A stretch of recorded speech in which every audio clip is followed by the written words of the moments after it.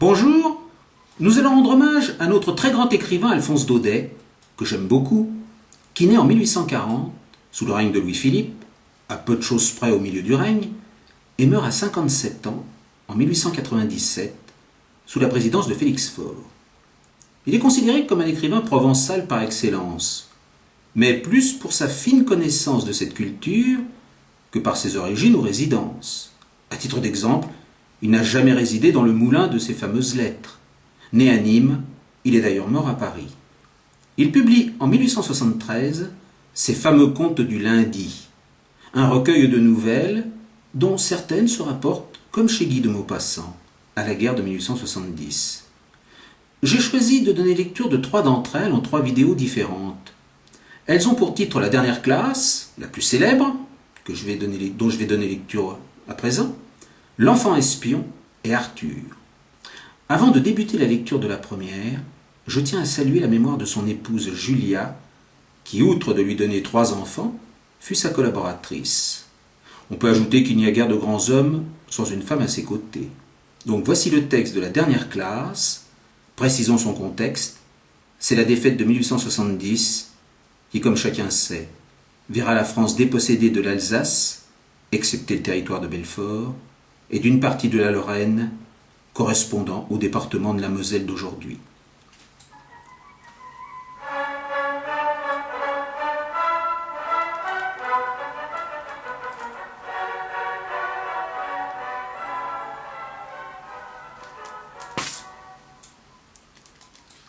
Donc voici le texte de la dernière classe qui s'intitule « Récit d'un petit Alsacien ». Ce matin-là, j'étais très en retard pour aller à l'école, et j'avais grand peur d'être grondé, d'autant que M. Hamel nous avait dit qu'il nous interrogerait sur les participes, et je n'en savais pas le premier mot. Un moment, l'idée me vint de manquer la classe, et de prendre ma course à travers champs. Le temps était si chaud, si clair. On entendait les merles siffler à la lisière du bois, et dans le prairie père, derrière la scierie, les Prussiens qui faisaient l'exercice. Tout cela me tentait bien plus que la règle des participes, mais j'eus la force de résister, et je courus bien vite vers l'école. En passant devant la mairie, je vis qu'il y avait du monde arrêté près du petit grillage aux affiches. Depuis 2 ans, c'est de là que nous sont venues toutes les mauvaises nouvelles. Les batailles perdues, les réquisitions, les ordres de la commandature. Et je pensais sans m'arrêter, qu'est-ce qu'il y a encore? Alors, comme je traversais la place en courant, le forgeron Wachter, qui était là avec son apprenti, en train de lire l'affiche, me cria « Ne te dépêche pas tant, petit, tu y arriveras toujours assez tôt à ton école. » Je crus qu'il se moquait de moi, et j'entrai tout essoufflé dans la petite cour de M. Hamel. D'ordinaire, au commencement de la classe, il se faisait un grand tapage qu'on entendait jusque dans la rue. Les pupitres ouverts, fermés, les leçons qu'on répétait très haut, tous ensemble, en se bouchant les oreilles pour mieux apprendre. Et la grosse règle du maître qui tapait sur les tables, un peu de silence. Je comptais sur tout ce train pour gagner mon banc sans être vu. Mais justement, ce jour-là, tout était tranquille, comme un matin de dimanche. Par la fenêtre ouverte, je voyais mes camarades déjà rangés à leur place, et M. Hamel qui passait et repassait avec la terrible règle en fer sous le bras. Il fallut ouvrir la porte et entrer au milieu de ce grand calme. Vous pensez si j'étais rouge et si j'avais peur? Eh bien non. M. Hamel me regarda sans colère et me dit très doucement « Va vite à ta place, mon petit Franz, nous allions commencer sans toi. » J'enjambai le banc et je m'assis tout de suite à mon pupitre. Alors, seulement, un peu remis de ma frayeur, je remarquai que notre maître avait sa belle redingote verte, son jabot plissé fin, et la calotte de soie noire brodée qu'il ne mettait que les jours d'inspection ou de distribution de prix. Du reste, toute la classe avait quelque chose d'extraordinaire et de solennel. Mais ce qui me surprit le plus, ce fut de voir au fond de la salle, sur les bancs qui restaient vides d'habitude, des gens du village assis et silencieux comme nous, le vieux Hauser avec son tricorne, l'ancien maire, l'ancien facteur, et puis d'autres personnes encore. Tout ce monde-là paraissait triste. Et Hauser avait apporté un vieil abécédaire, mangé au bord, qu'il tenait grand ouvert sur ses genoux, avec ses grosses lunettes posées en travers des pages. Pendant que je m'étonnais de tout cela, M. Hamel était monté dans sa chaire, et de la même voix douce et grave dont il m'avait reçu, il nous dit « Mes enfants, c'est la dernière fois que je vous fais la classe. L'ordre est venu de Berlin de ne plus enseigner que l'allemand dans les écoles de l'Alsace et de la Lorraine. Le nouveau maître arrive demain. Aujourd'hui, c'est votre dernière leçon de français. Je vous prie d'être bien attentifs. » Ah, ces quelques paroles me bouleversèrent. Ah, les misérables! Voilà ce qu'ils avaient affiché à la mairie. Ma dernière leçon de français. Et moi qui savais à peine écrire, je n'apprendrai donc jamais. Il faudrait donc en rester là. Comme je m'en voulais maintenant du temps perdu, des classes manquées à courir les nids ou à faire des glissades sur la Sarre. Mes livres, que tout à l'heure encore je trouvais si ennuyeux, si lourds à porter. Ma grammaire, mon histoire sainte, me semblaient à présent de vieux amis qui me feraient beaucoup de peine à quitter. C'est comme M. Hamel.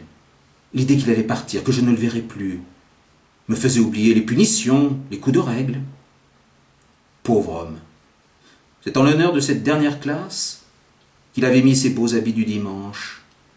Et maintenant je comprenais pourquoi ces vieux du village étaient venus s'asseoir au bout de la salle. Cela semblait dire qu'il regrettait de ne pas y être venu plus souvent à cette école. C'était aussi comme une façon de remercier notre maître de ses 40 ans de bons services et de rendre leur devoir à la patrie qui s'en allait. J'en étais là de mes réflexions quand j'entendis appeler mon nom. C'était mon tour de réciter. Que n'aurais-je pas donné pour pouvoir dire tout au long cette fameuse règle des participes, bien haut, bien clair, sans une faute?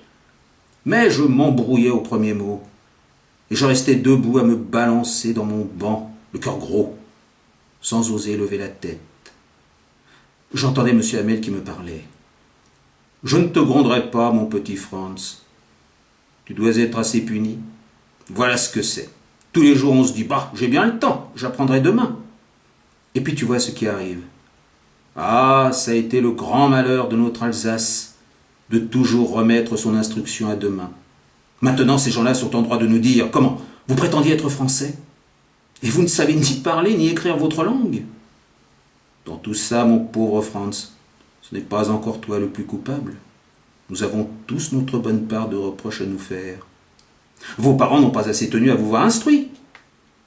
Ils aimaient mieux vous envoyer travailler à la terre ou aux filatures pour avoir quelques sous de plus. Moi-même, n'ai-je rien à me reprocher? Est-ce que je ne vous ai pas souvent fait arroser mon jardin au lieu de travailler? Et quand je voulais aller pêcher des truites, est-ce que je me gênais pour vous donner congé?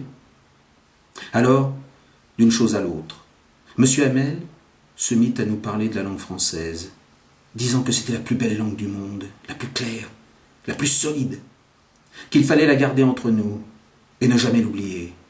Parce que quand un peuple tombe esclave, tant qu'il tient bien sa langue, c'est comme s'il tenait la clé de sa prison.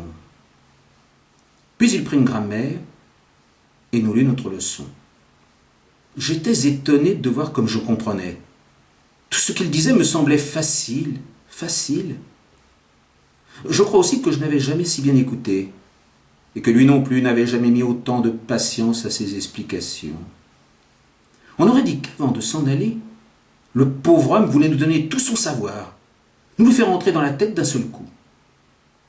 La leçon finie, on passa à l'écriture. Pour ce jour-là, M. Hamel nous avait préparé des exemples tout neufs, sur lesquels était écrit en belle ronde « France-Alsace, France-Alsace ». Cela faisait comme des petits drapeaux qui flottaient tout autour de la classe, pendus à la tringle de nos pupitres. Il fallait voir comme chacun s'appliquait, et quel silence! On n'entendait rien que le grincement des plumes sur le papier. À un moment, des hannetons entrèrent, mais personne n'y fit attention.